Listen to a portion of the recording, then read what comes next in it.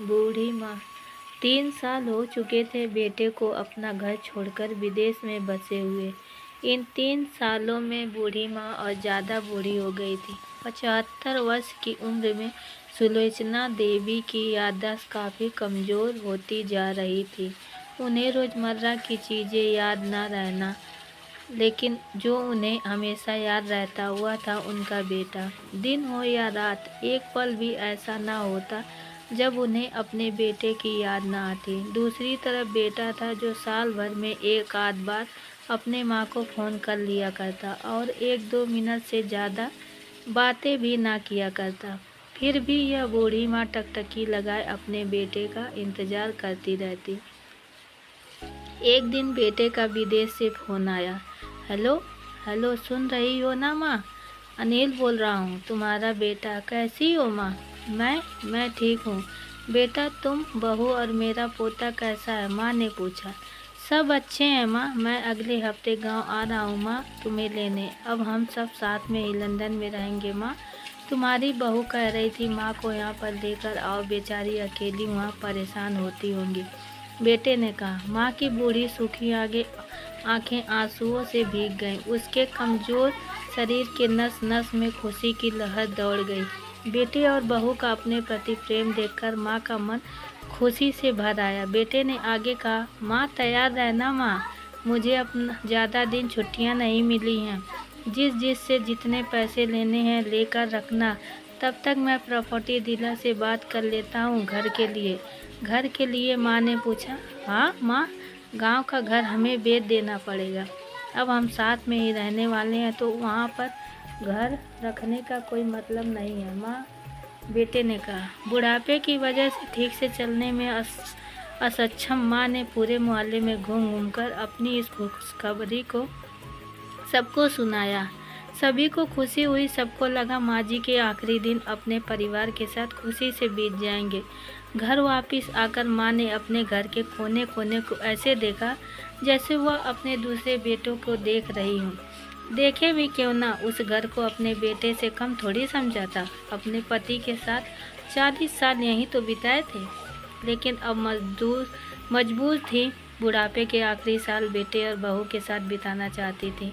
दिल पर पत्थर रखकर घर बेचने के लिए माँ तैयार हो गई।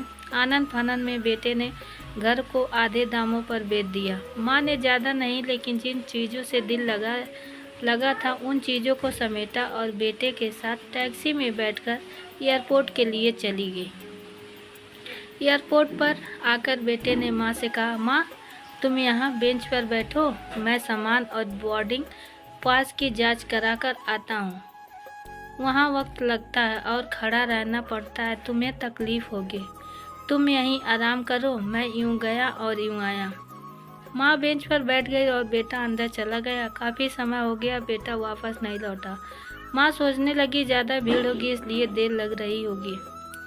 अंधेरा होने को आया। अब तो लोगों की चहलकदमी भी कम होने लगी। माँ को अब चिंता होने लगी। एक कर्मचारी ने आकर पूछा, किससे मिलना है माँ जी आपको? यहाँ पर क्यों बैठी हैं? डरती हुई आवाज़ में सुलोचना देवी बोली, मेरा बेटा अंदर सामान की जांच कराने गया है। लंदन जा रहे हैं हम। क्या नाम है माँ जी आपके बेटे का? कर्मचारी ने पूछा। अनिल नाम है मेरे बेटे का, सुलोचना देवी ने बताया। कर्मचारी अंदर गया और थोड़ी देर बाद बाहर लौटा। उसने सुलोचना देवी से कहा, माँ जी लंदन जाने वाली फ़्लाइट तो दोपहर में ही जा चुकी है और आपका बेटा भी उस फ्लाइट में बैठकर लंदन जा चुका है। अब आपके यहाँ बैठने का कोई मतलब नहीं है। आप भी अपने घर चली जाइए। क्या जा चुका है और मैं घर जाऊँ? घर? माँ की आंखों से आंसुओं के सैलाब उठने लगे। जैसे तैसे माँ घर पहुँची, जो अब उसका था ही नहीं, बिक चुका था। वो वहीं बरामदे में तुलसी के पास सो गई। घर के नए मालिक को उस पर दया आई तो एक कमरा किराए से उसको दे दिया। पेंशन के पैसों से खाना और किराए का बंदोबस्त तो हो जाता था। दिन बीतने लगे। कुछ दिनों बाद घर के नए मालिक ने सुलोचना देवी से कहा, माँ जी आप अपने रिश्तेदारों के यहाँ पर जाकर क्यों नहीं रहते? इस उम्र में आपके लिए वही अच्छा होगा। अच्छा तो होगा, लेकिन अगर मेरा बेटा वापस आया तो उसका ख्याल कौन रखेगा? मेरा बेटा बहुत भोला है, उसे अपना ख्याल रखना बिल्कुल नहीं आता। मैं कहीं नहीं जाऊंगी, क्या पता कब उसे मेरी ज़रूरत पड़ जाए, माँ ने कहा। दोस्तों, सच बता रही हूँ, माँ की ऐसी बातें सुनकर मेरी आंखों में आंसू आ गए। किसी ने सच ही कहा है, पूत कपूत हो सकता है, लेकिन माता कभी कुमाता नहीं होती। दोस्तों, आप सभी से हाथ जोड़कर विनती करती हूँ, अपने माता पिता की जितनी हो सके सेवा करना, उनके साथ कभी बुरा बर्ताव मत करना। उम्मीद करती हूँ आपको हमारी कहानी पसंद आई होगी।